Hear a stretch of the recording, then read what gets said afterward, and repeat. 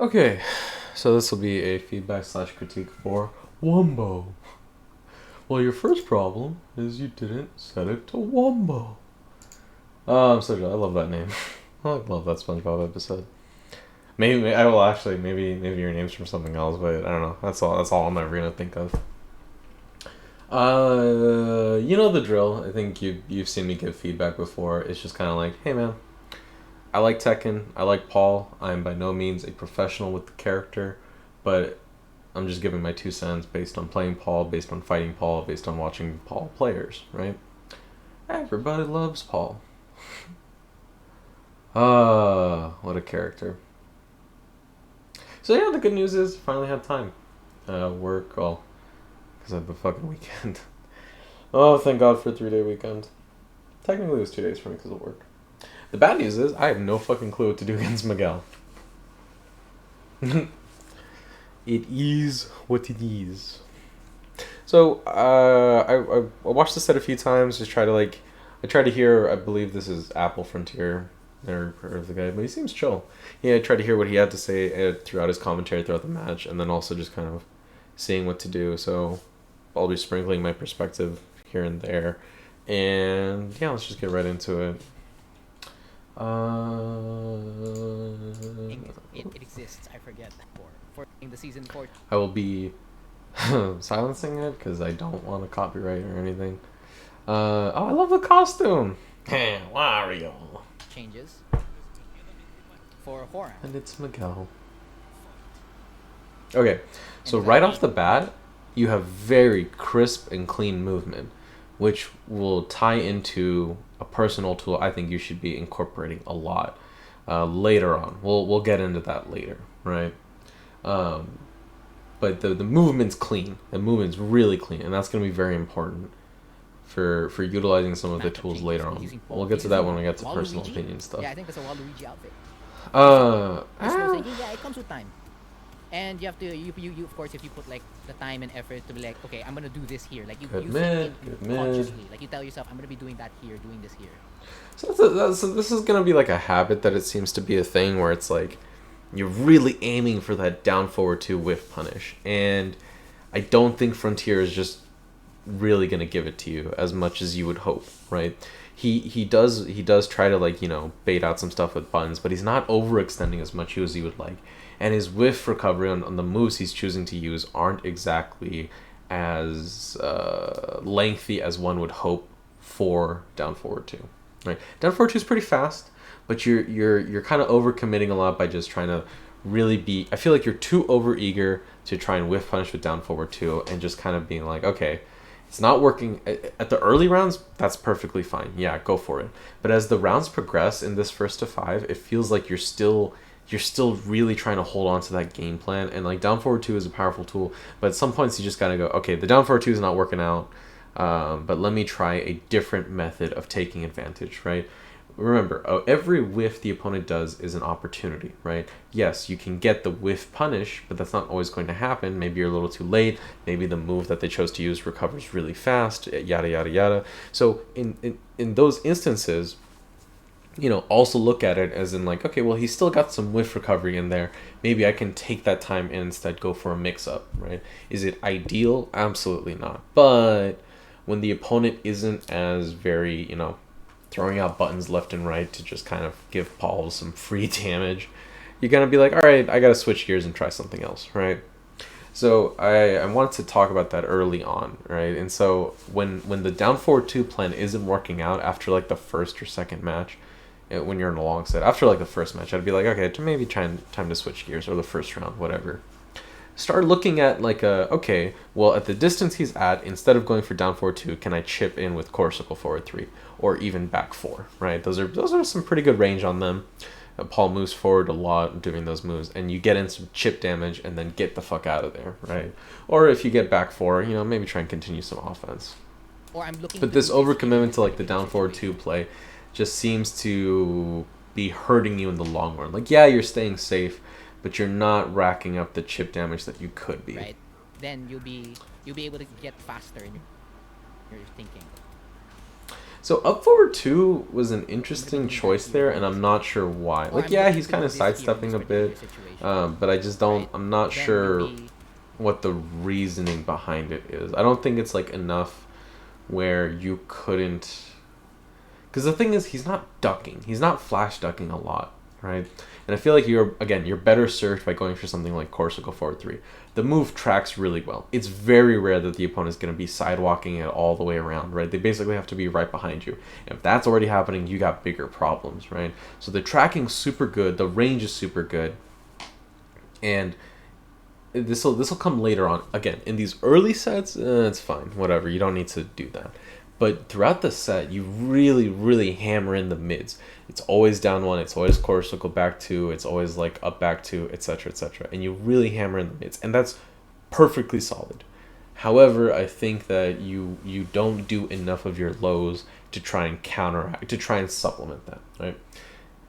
I talked about this. I don't know if you watched the channel. I was talking about this with a replay for MFUB. We talked about what are the tools you want to use, and how do you go about making those tools more effective? I love using Paul's mid, right?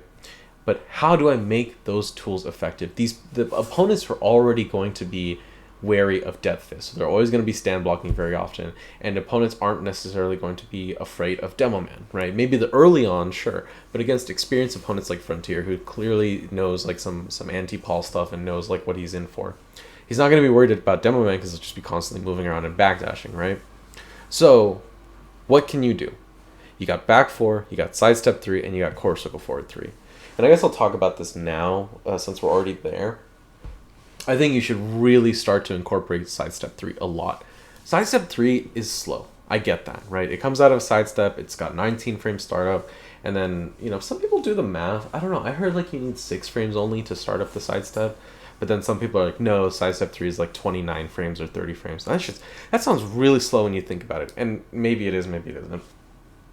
But the thing about it is that sidestep 3 is like unseeable, right? It doesn't matter that it comes from a sidestep because you can cancel into a million other things, right? Unless you're being predictable, the opponent has no real way of knowing that, okay, he's going for sidestep 3 right now. At any point during your sidestep, you can cancel into whatever mid you want, right?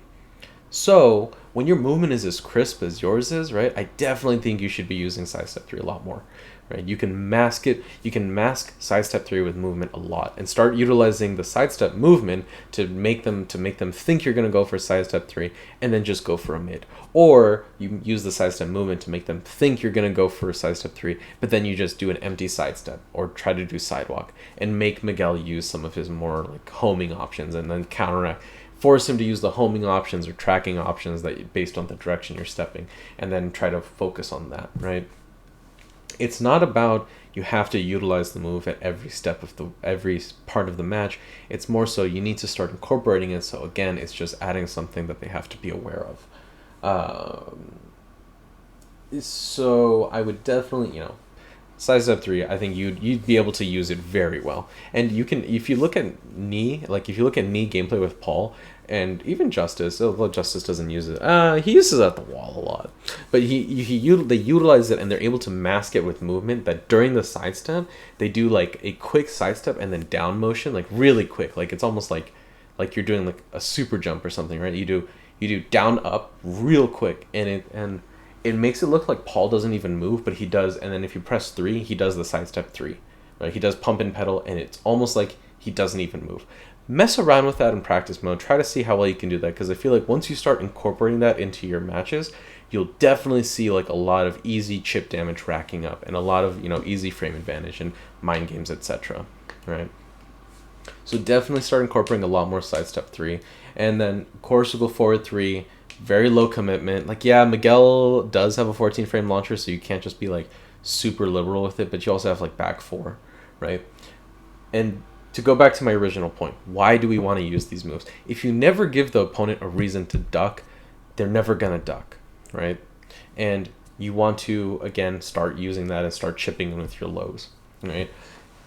And it's like always anytime you want to use a specific tool, use the tool, but also keep in mind like, okay, what's my conditioning? How do I condition my opponent to be more susceptible to these tools? And like I think I talked about this before when we talked about, hey, how do I open up opponents and stuff. Sometimes opening up people with Paul is literally just you chipped in with a low, congratulations, and then you move on with your life. And that's just how it'd be, right?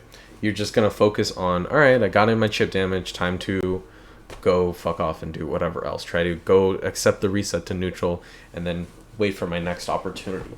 And the idea is that you chip in with the lows and you start racking up the damage, and once their health lead starts dropping and then the pressure starts turning up, right? It's like a slow burn. Like you just keep chipping in, you just keep playing patient, you abuse all your safe tools, and they get frustrated into making mistakes upon which you then capitalize on, right? I feel like I'm losing my train of thought. I'm rambling too much. But just anytime you have a move, think about what supplements that move. What techniques or tactics do I need to use to make that move more effective? If it's a mid, you start using your lows, you start using your throws. Highs, kind of, right? Like obviously if you start using Corsica back 4 a lot, they'll start ducking, which then opens them up to your mids, right? So that's something to consider. But, you know, it goes back into what moves do you like using, what makes them effective, how do you make them more effective, etc., etc., etc. Oh yeah, and then on top of lows, just using throws. Like, yeah, Paul's throw game is very, you know, he doesn't have any cheating throws, he doesn't have any crazy tracking on his throws like the grapplers got buffed or whatever, but he's got it, right? And you start throwing it in every now and again to just kind of keep your opponent on their toes, right? That they constantly feel like they have to challenge you or they have to duck because they don't want to get thrown. Even if they're good at breaking, it's about making sure you add on to that mental stack. You make them, you force them to be on the lookout for it so that they're more susceptible for your other options, right? But that was just my little spiel. Unfortunate. Oh. Nice. Oh, Tragedy. Tragedy. Yeah, I'm fighting a Waluigi Paul. Yeah, that happens. Wow. It is what it is. Okay, so run that by me, right? Like, I don't know. I'm fighting a Waluigi Paul. It's 10 seconds, it's too far. Wow. So you do the jab. Why the down 1? What was the reasoning behind it? What made you think that he was gonna duck right then and there, right? And 1-2 leaves you at like -1, so your down 1 is now 15 frames, and that's really slow for a poke in this sort of close range brawling battle, right? So what was the reasoning? Why did you think that you needed to do down 1 there, right? And so that's the thing to consider is when you're at that -1 situation, which is a very rare situation for Paul, because a lot of his moves, you know, end his turn. It's just kind of like move, right? Just utilize movement. Maybe the move Miguel did tracks really well. I'm not familiar with it. Maybe his back one tracks really well. But just kind of, you know, experiment with other options besides like, all right, let me do my mid option. Let me do my mid poke. I just don't feel like there was a reason there. Like, okay, let me I didn't word that properly. I don't mean to like attack your decision making or whatever, assume anything. I just feel like you would have been better served by other options, right? I don't think Miguel got affected that much in regards to the change. I feel like that was preemptive. So like right here, right, you whiffed, he's starting to back up and go into blocking, but he's not really like backdashing away instantly, and you weren't punished for whiffing down forward 2, right? So then right here, I feel like you were primed and ready for just doing a really quick core circle forward 3, get in some chip damage, right? Like he's not ready, he's not on the lookout for it, he's not primed to just be like, oh, core circle forward 3, right? Very easy chip damage for you, in my opinion. So stuff like that to keep in mind. It's like, okay, we're back in neutral, but the opponent's not really backdashing away. And think about it, throughout the set that you've just been using a lot of mids, you use a lot of down 1. And I love the move. I love the move. But you also need to supplement that, right? So start using some lows, giving him reasons to duck. And it might not seem like it's a lot of a reason at first, like, oh, you just chip in with core circle 4-3. But that stuff adds up, right? Every opportunity that you would have done like 4 down 1s in a row, if you do like 2 to 3 down 1s and then a low, right? It's a free 17 points of damage you would have not have gotten otherwise. The changes of the other characters, I think he's still okay against like most of them. Nice. Oh, plus 1. I have I'm very bold. I think you go for the core circle forward 1, down forward 2, but I feel I love that. I love that, but I think it's like a thing to consider is that I just don't think Frontier would have really fallen for it. He's very even if he's someone who's unfamiliar with the Paul matchup, right? Take that into account. Take that. Just ignore the rank that you see. Ignore the name. Just look at the Miguel that you faced throughout this match. And in my opinion, it's like the Miguel is a lot more like patient and judicious with his poking, right? He's not really trying to challenge you super often. He's not really just constantly throwing out pressure moves when he doesn't need to, or when the situation isn't already in his favor. Like when you block a plus frame move from Miguel, yeah, he goes for his moves afterwards. But in this situation where, I don't think let's Miguel's say that like he affected just much blocks, the changes, like, the changes of the other characters. oh, I he's think going still back okay too far. like, most of them. Like he just blocks Plus the one, the Corsica forward 1, right? He's not really doing a high, and I don't think you have enough time to stop whatever the low. I guess this is down 4, right? Like I don't think you have enough time for down forward 2 to work out.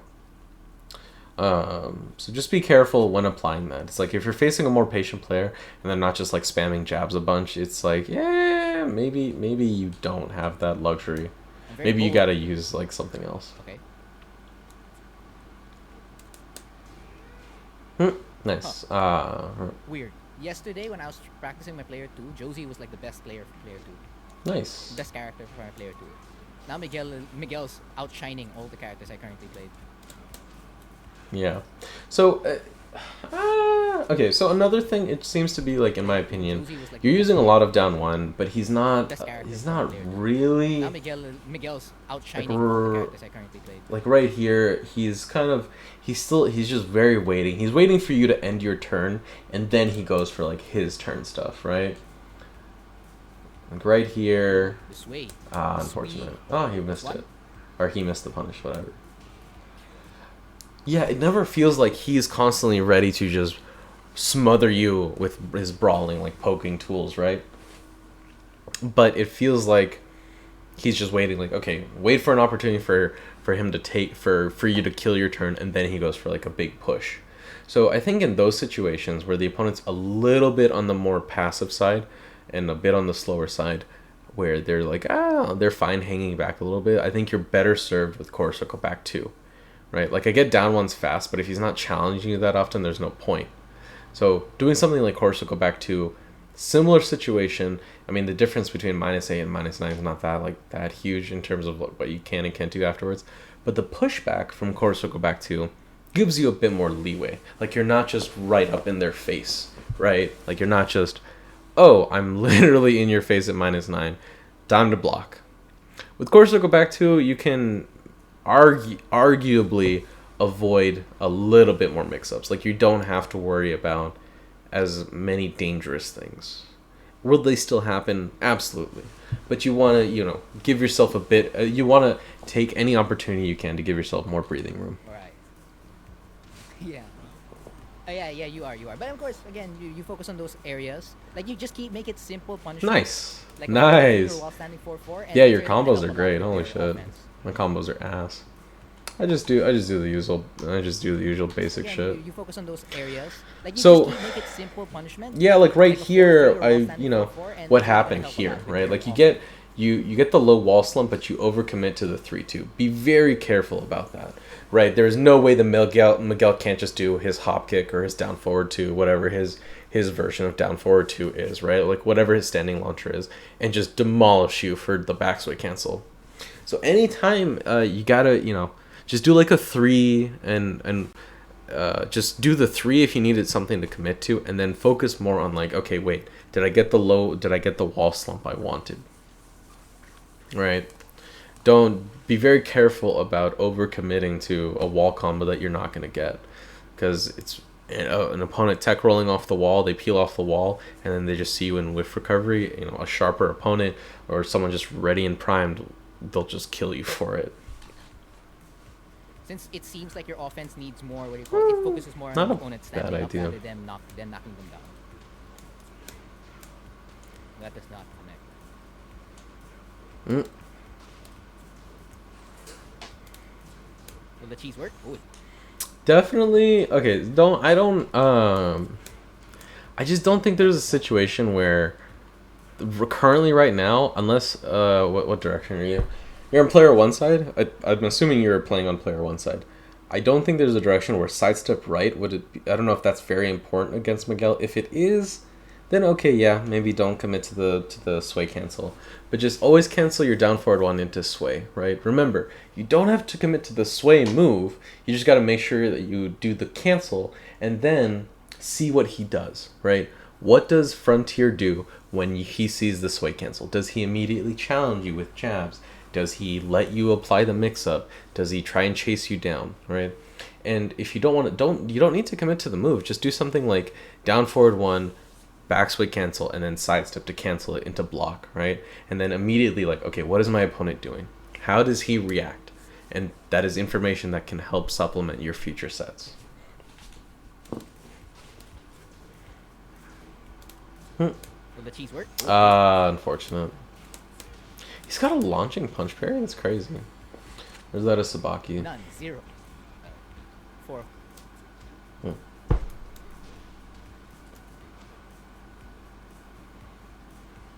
And I guess that's okay. Since he isn't nice. Like he's not See, again, it's that like... no button. There you go. That's minus 13. Oh, nice. 12. Nice. Negative 10. Oh, he missed it.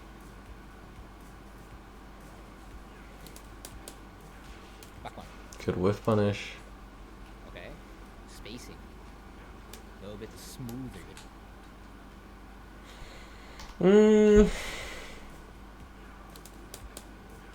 Back one.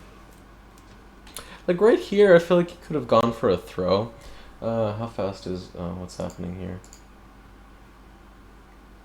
Yeah, I don't like back 1+2 either. Back one, because I think that's back one is what he did. Oh my god, it's I11. That's crazy. What do you mean it's a high? It's +2. How much is Fangs? I mean, Fangs is I10, but that's wild. 17 damage. That's pretty good. Hey, that's pretty good. Wild. Whoops. Oops, I'm on Facebook. That's awkward. Oh well. Whatever. Shouldn't have done that. That's fine. So yeah, okay, wait, let me look at this. Oh, shit. That's me. Since he isn't that bad. Like he's not lacking that much. Oh, no button. There you go. That's minus 13, minus 12. Nice, negative 10. Oh, he missed it.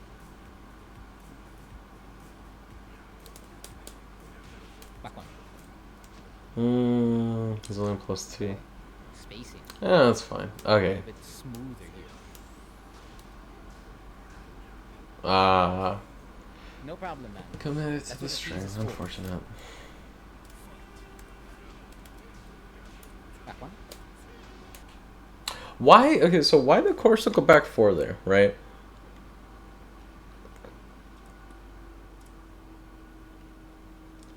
Excuse me. What was the reasoning behind it? Why did you want to go for Corsica back 4? Even he's kind of passive, kind of on your offense, but it's just kind of like, I don't know. I think it was too risky. I think instead going for something like you were fine doing the down one, but if you want an offensive, more offensive oriented tool, doing down forward one in that situation would have been fine. You're super close. You don't have to worry about the hitbox like evaporating because down forward one hitbox is ass. You don't have to worry about him backdashing because he's not really backdashing out of your pressure or anything. Even if he tries to, you know. Down forward, what's after? So on hit, Paul is +8 after, you know, a single jab. So that's fine. He's not gonna backdash out of anything. So doing something like down forward one, and again, if you committed to the sway cancel earlier, you'd have a little bit of information of like, okay, does he like to challenge me? Does he just take the mix up, etc. right?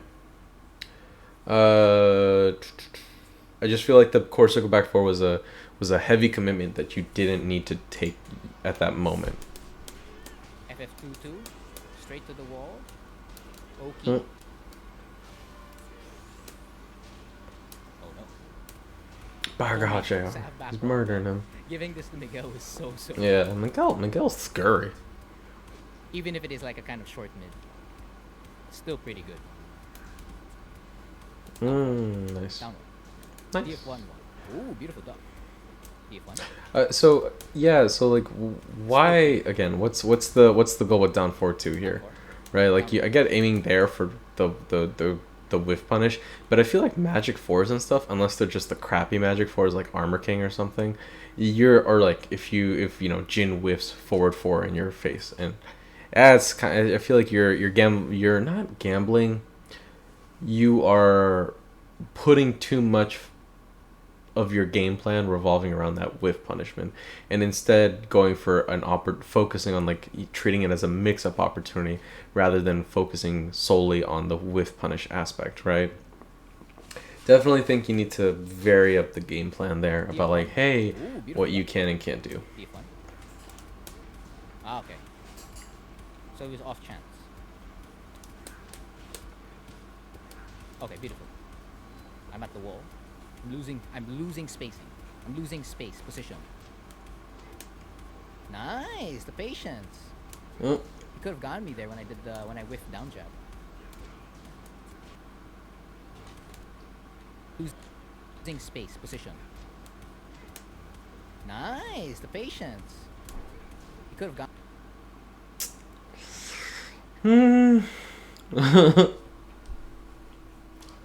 It's kind of risky. I mean, I don't know. We'll talk about that later. We'll talk about that later. I did not confirm that punish on the Devil Man.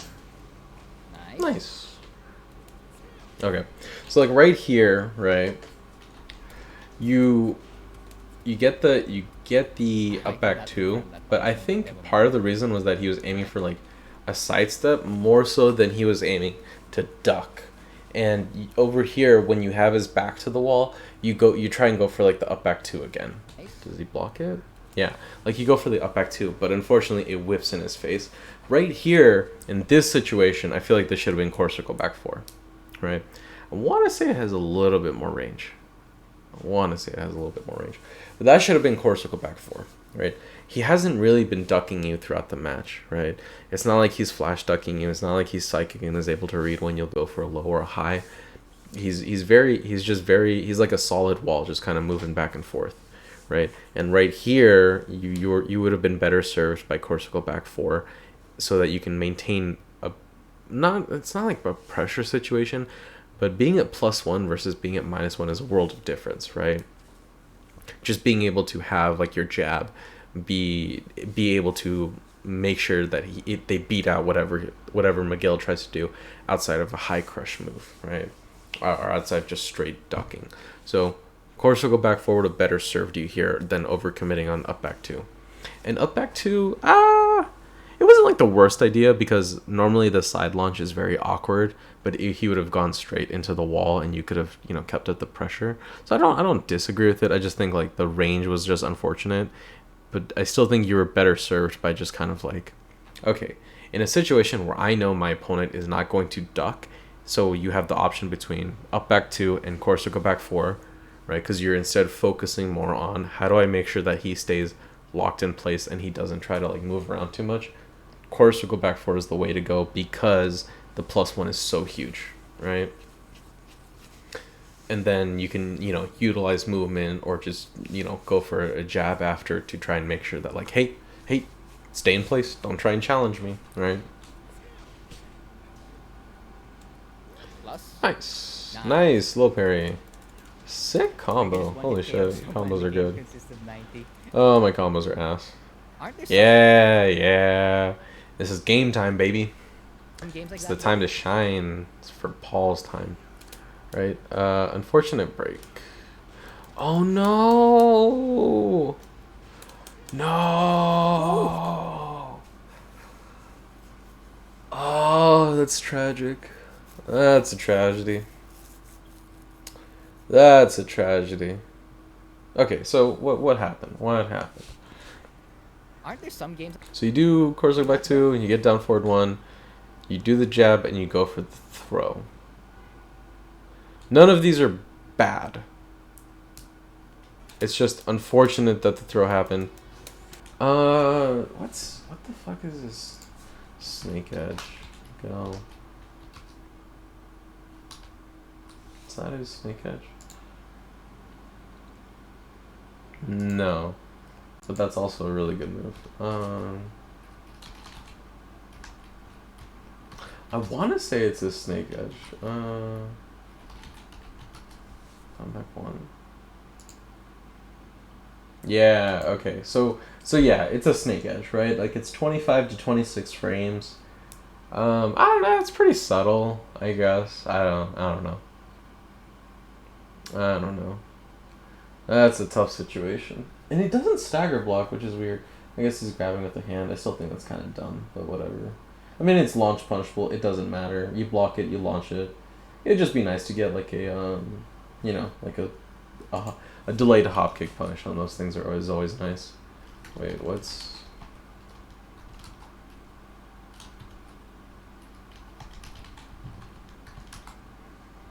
Oh, Snake Edge is like 27 damage. Oh, Snake Edge is 29 frames startup? That's crazy. Alright, wait, how much is Anna down by 3? Okay, so it is definitely faster than a Snake Edge. It's like that borderline, right? Like, everybody's like, oh, you can react to 23 frame moves. Hey, Hachi has no lows. It's like, okay, man. Like, sure. And then some people are crazy. They're like, you can react in 20 frames. Like, oh, what was that Asuka move? Down 1+2. Yeah, people are like, you can... Asuka down 1+2 is reactable. I'm like, okay, you can tell me that. That's not what's gonna happen, right? It's like, you can train yourself to react in 20 frames. I'm like, if they're being predictable with it, sure. But it's a lot easier to say something is reactable, like that's 20 frame and reactable in 20 frames than it is to actually react to it, right? Like nobody's reacting to Brian back 1 or fucking what's the Dragunov that just got buffed? Back 1+2. Yeah, like back 1+2 is, you know, 23 frames. Holy shit, it's +6 on block? That's fucking crazy. Isn't it super linear? But yeah, you know, nobody's fucking, you know, sidestepping and challenging that. So it's tricky. It's like this weird gray area. You know, you gotta make the decision of like, you want to practice against it, and if you believe it's reactable and put in the time. I think it's on that borderline of like, yeah, I would lean towards it being a lot more reactable. If at the very least, reactable with like a hop kick, right? Paul's basic hop kick's kind of awkward, so I would maybe just go with shredders. And yeah, it's an awkward launch given the situation you're in, but like, I don't know, what was the damage looking like? Yeah, he would have died with just basic hop kick. Ooh. Yeah, he knows it. He's laughing. He knows it. Rip. Yeah, that's just an unfortunate. It happened. I think footsie's not much to be done there. You have 4 lives. It happens. And the game suggests facing dodging for Korea. I get 4 bars or even 3 sometimes. Okay, so on a rare occasion. Again, so you're. I think I talked about. I did a video with like Brellos. I mean, he's like super far. You have all this real estate to work with, right? Like you're backing up. You have all this real estate to work with, but it's like you don't want to give that Miguel that much space because he can hang back as much as he wants, right? Paul's approach is kind of whatever, and the Miguel can just hang back with his life lead and do whatever the fuck he wants. You have to be the one to initiate. So I think being a little bit closer, and you're initiating, and it's a mid, right? So keeping that in mind, start using those lows, right? Start using side step 3, core step before 3, or even just back 4.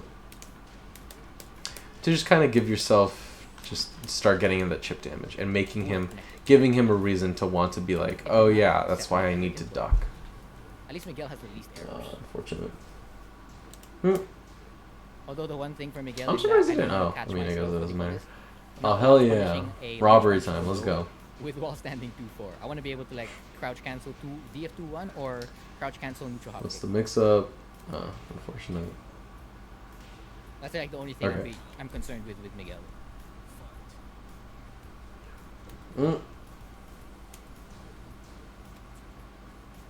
Okay.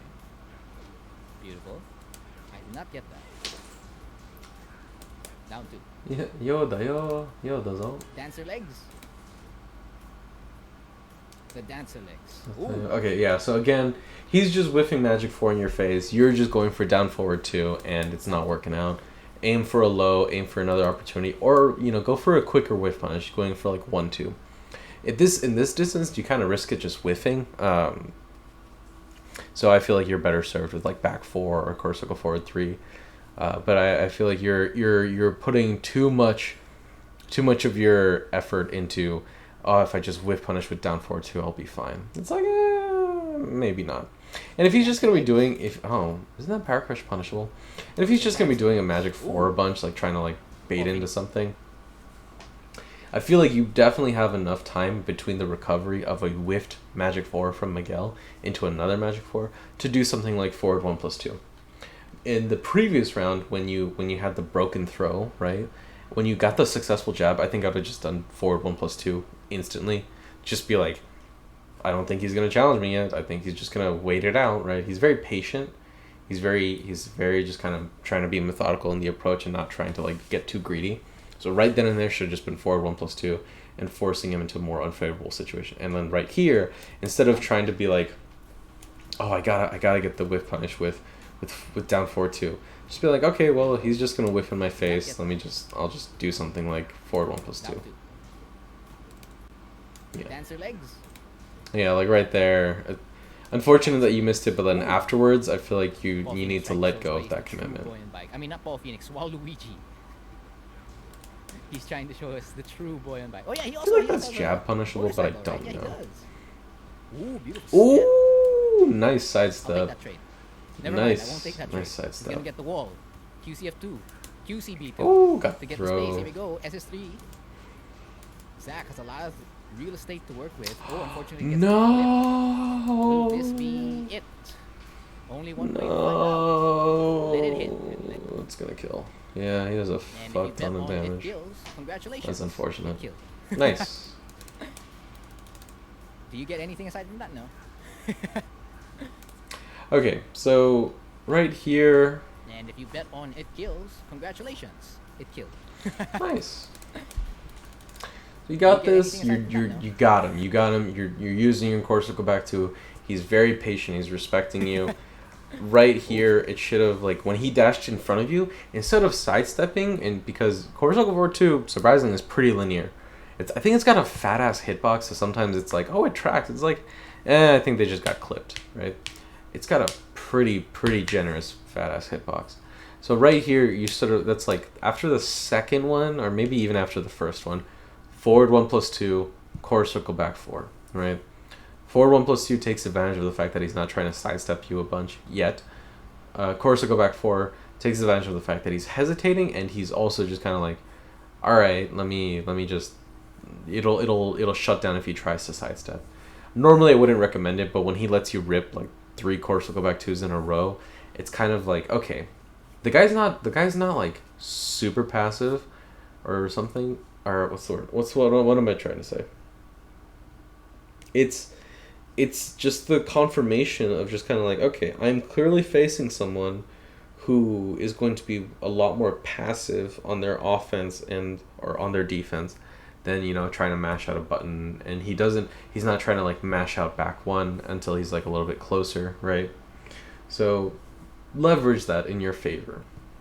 Just be like, okay, maybe not exactly in this situation, but future situations, be like, okay, I think after a course go back 2, I can try and go for forward 1+2 or something, or doing sidestep 3.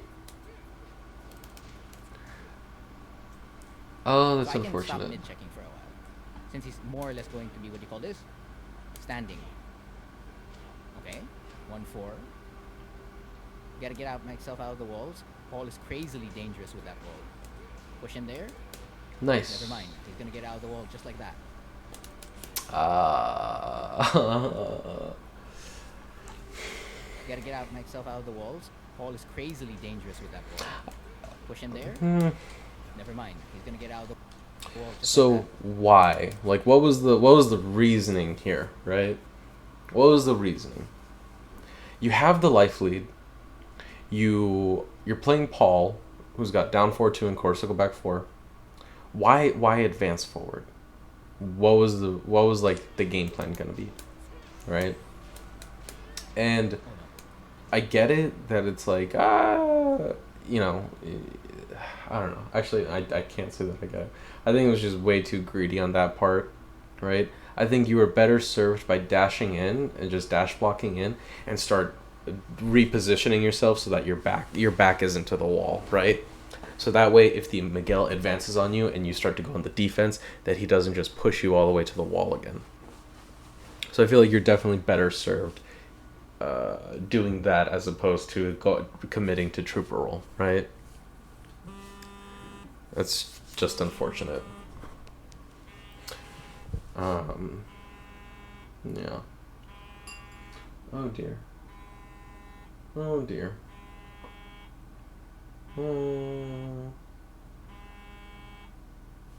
And yeah, I think it's just kind of like all right, hey, what's